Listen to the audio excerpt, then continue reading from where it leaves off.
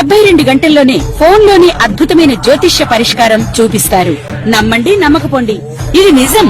శ్మశాన కాళి రుద్ర చౌడీదేవి ఆరాధకులు నంబర్ 1 వశీకరణ స్పెషలిస్ట్. గురూజీ మనిషి పుట్టుక నుండి చనిపోయే వరకు వచ్చే అన్ని క్లిష్టమైన సమస్యలకు పరిష్కారం ఇక్కడ లభిస్తుంది. విద్య, ఉద్యోగం, వ్యవహారం, స్త్రీ ప్రేమ, పెళ్లి, సంతానం, స్త్రీ పురుష వశీకరణం, భూవశం, భార్యాభర్తల కలహాలు, కోర్టు సమస్యలు, విడాకుల సమస్యలు, చేతబడి, అప్పుల బాధ, ఇంకా మీకు ఎలాంటి సమస్యలు ఉన్నా 72 గంటల్లోనే శాశ్వత పరిష్కారం చేయబడును. శ్రీమాత్రే నమః. శ్రీ గురుభ్యో నమః.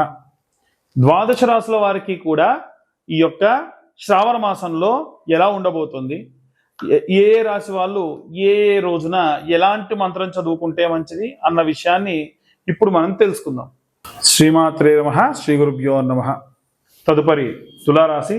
తులారాశి వారికి సంబంధించి శుక్రుడు రాష్ట్రాధిపతి. ఈ యొక్క శుక్రుడు రాష్ట్రాధిపతిగా ఉన్నటువంటి ఈ యొక్క తులారాశి వారికి శ్రావణ మాసం నందు ఎలా ఉంటుందనే విషయాన్ని ఇప్పుడు మనం తెలుసుకుందాం. శ్రావణ నక్షత్రం గనక పౌర్ణమి రోజు వస్తే శ్రావణ మాసం కింద మనం పరిగణలోకి తీసుకుంటారు. ఆ మాసం అంతా కూడా విశేషమైనటువంటి కార్యక్రమాలు జరుగుతూ ఉంటాయి. శ్రావణ సోమవారం నాడు రుద్రాభిషేకాలు చేసుకోవడం కానీ, మీరు పుట్టినటువంటి తిథి ఏదైతే ఉంటుందో ఆ తిథి రోజున గనక మీరు కానీ ఈ యొక్క రుద్రాభిషేకాలు గనక చేసుకుంటే విశేషమైన సత్ఫలితాలు ఉంటాయి. మేమైతే కేవలం ఒక 1500 తీసుకొని ప్రతి నెల ఎప్పుడైతే వాళ్ళ తిథి వస్తుందో ఆ తిథి నాడున మేము రుద్రాభిషేకం చేయడం ప్రారంభించి ఇప్పటికీ ఒక 50-60 మందికి రుద్రాభిషేకాలు ప్రతి నెల చేస్తూనే ఉన్నాం. అంటే ప్రతి నెల ఒక 1500 రూపాయలు పెద్ద విషయం కాదు కదండి. ఆ ప్రకారంగా కనుక మీరు చేసుకుంటే విశేష సత్ఫలితాలు పొందవచ్చు. అలాగే ఎవరైతే ఈ యొక్క మంగళగౌరి వ్రతాలు నోములు ఉన్నాయో, మా అత్తగారింట్లో లేవండి నేను పాటించాలా వద్దా అంటే పాటించాల్సిన అవసరం లేదు. కానీ మీరు నోము చేసుకోకపోయినా పూజ చేసుకోవచ్చు.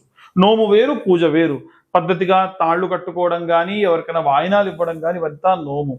కానీ నాకు బాగా ఇష్టం అండి మంగళగౌరీదేవి, పూజ చేసుకుంటా, ఎవరొద్దంటారో చేసుకోండి. అలాగే వరలక్ష్మి వ్రతాలు కూడా మీకు ఆచారం లేకపోయినప్పటికీ మీరు అవి చేసుకోవచ్చు. కానీ నోముగా కాకుండా అమ్మవారి ఆరాధనగా చేసుకుంటే ఎటువంటి దోషము లేదు.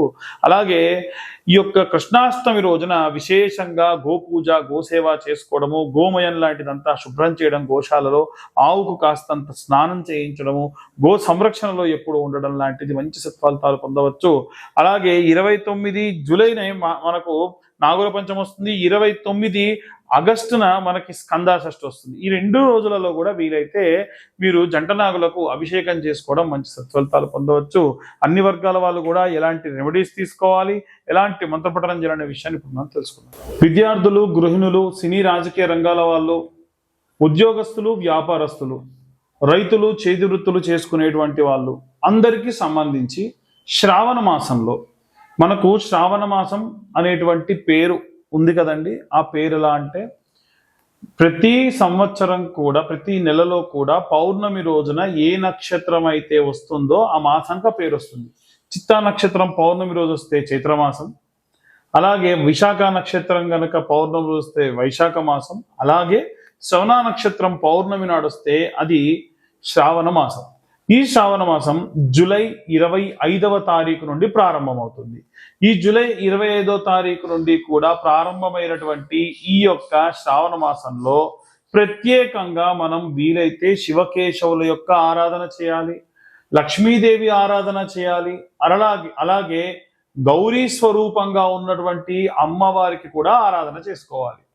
ముఖ్యంగా ఈ సంవత్సరంలో ఈ నెలలో ప్రత్యేకమైనటువంటి అంటే జూలై 25 నుండి ఆగస్టు 25 వరకు కూడా ప్రత్యేకమైనటువంటి పర్వదినాలు ఉన్నాయి. ఉదాహరణకు రక్షాబంధనం అంటే రాఖీ పౌర్ణమి, అలాగే దాన్ని జంధ్యాల పౌర్ణిమ అని కూడా అంటారు. ఈ పౌర్ణమి నాడు నార్త్ ఇండియా సైడ్ విశేషంగా ఎన్నో పూజలు చేసుకుంటారు. అవి ఏంటో అని కూడా ఇప్పుడు మాట్లాడుకుందాం. మనకు రక్షాబంధనం రోజున చాలా మంది ఏంటంటే అన్న తమ్ముళ్ళకి అక్కలు లేదా చెల్లెళ్ళు రక్షాబంధనం రాఖీ కట్టడం మనందరికీ తెలుసు. వాస్తవంగా ఈ రాఖీ అనేటువంటిది రక్షగా తోడుగా ఉండాలని చెప్పి పూర్వం భార్యాభర్తలు కూడా కట్టుకునేవాళ్ళు. అంటే భర్తకు భార్య కట్టేది. రక్షాబంధనం అంటే రక్షగా తోడుగా ఉంటా అని అర్థం. అయితే ఈ రక్షాబంధనం రోజున ఖచ్చితంగా మీ యొక్క తోడబుట్టువులు ఎవరైనా ఉంటే వారి చేతితోనే మీరు రాఖీని కట్టించుకోండి. ఎవరైతే మీ యొక్క పురోభివృద్ధి కోరుకుంటారో వారి యొక్క చేతితో మీరు రాఖీని ఖచ్చితంగా కట్టించుకోండి, మంచి సత్ఫలితాలు పొందవచ్చు. అలాగే జంధ్యాల పౌర్ణిమ అంటారు, ఎవరైతే ఉపనయనం అయ్యి యజ్ఞోపవీతం ఒంటిపై ఉన్నటువంటి వాళ్ళు ఆ రోజున ఈ యొక్క జంధ్యాన్ని మార్చుకుంటారు. అలాగే ఉపనయనమైన వాళ్ళందరూ కూడా ఆ యొక్క రోజున కృష్ణాంజనం అని ఉంటుంది, జింక చర్మం, దాన్ని హోమంలో వేసేసి ఆ శరీరం పైన అది తాడుగా వేసుకుంటారు, మళ్ళీ మార్చి కొత్తది వేసుకుంటారు.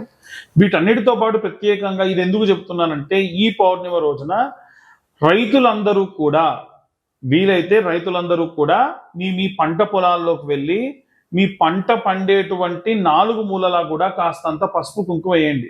ఆ రోజున భూదేవతారాధన చేస్తే మంచిది.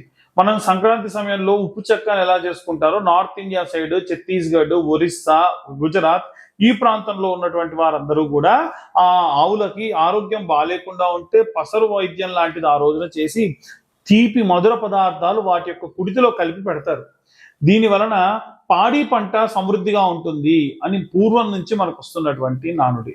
అలాగే బలరామ జయంతి అనేటువంటిది ఉంటుంది. దానికంటే ముందు జూలై 29వ తారీఖు నాడు నాగుల పంచమి ఉంది. నాగుల పంచమి రోజు కూడా గత వీడియోలో కూడా నేను ఈ యొక్క నాగుల పంచమి గురించి లేదా ఈ యొక్క సర్పదోషం ఉన్నటువంటి సమయంలో చేయాల్సినటువంటి దాని గురించి చెప్పా. ఏమని అనంటే క్లియర్గా జంట నాగులకి ఈ యొక్క నాగుల పంచమి రోజున క్షీరము అలాగే నీళ్లు పోసి శుభ్రంగా అభిషేకం చేసి, క్షీరం అంటే పాలు నీళ్ళతో అభిషేకం చేసి గంధం పసుపు కలిపినటువంటి మిశ్రమంతో లేపనం రాసి 21 బొట్లు పెట్టి 21 ప్రదక్షిణాలు చేసి 2 దీప ప్రమిదలు ఒకదానిలో ఒకటి పెట్టి ఆవు నెయ్యి వేసి దీపం వెలిగించి 5 రూపాయలు లేదా 10 రూపాయల్లో వీలైనంత వరకు కూడా స్వామివారి దగ్గర పూలు పండ్లు సమర్పించి 21 ప్రదక్షిణాలు చేయాలి. ఇలా చేస్తే సర్పదోష సంభవిత దోషాలు కూడా పోతాయి. ఇవన్నీ కూడా గత వీడియోలు ఇంకా డీటెయిల్డ్గా మీరు ఎంతెంత తీసుకెళ్ళాలి ఏంటి అని చెప్పి గత నెలలో ఉన్నటువంటి సమయంలో ఈ కాల సర్పదోష కాలం ఉన్న కాలం కాబట్టి ఈ సమయంలో చేసుకోండి అని చెప్పాను. అలాగే ఈ యొక్క 9వ తారీఖు నాడు మనకి ఈ యొక్క పౌర్ణమి అనేటువంటిది వస్తుంది. అలాగే నాగుల పంచమి 29వ తారీఖు నాడు వస్తుంది. అలాగే స్కంద షష్ఠి 29 ఆగస్టున వస్తుంది. ఆ రోజున కూడా ఇప్పుడు నేను చెప్పిన విధంగా మీరు జంట నాగులకు అభిషేకం చేసుకోవచ్చు. 16వ తారీఖు నాడు కృష్ణాష్టమి, గోసేవ చేస్తే మంచిది. ఆ రోజున అందరూ గోకు ప్రదక్షిణ చేస్తే మంచిది. 14వ తారీఖు నాడు బలరామ జయంతి అంటారు.